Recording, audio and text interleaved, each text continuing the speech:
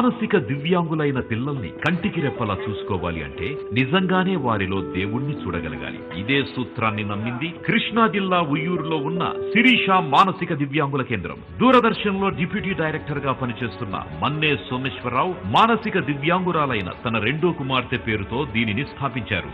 వీరంకిలాకుల ఉయ్యూరులో ఉన్న 2 కేంద్రాల్లో గడిచిన 18 సంవత్సరాలుగా సేవలందిస్తోన్న శిరీష హోమ్ లో ప్రస్తుతం 100 మందికి పైగా పిల్లలున్నారు. వీరితో పాటు చుట్టుపక్కల 25 గ్రామాల్లో ప్రత్యేక అవసరాలున్న 30 మంది పిల్లల కోసం ఇంటింటికి వెళ్లి మరీ సేవలందిస్తోంది ఈ కేంద్రం.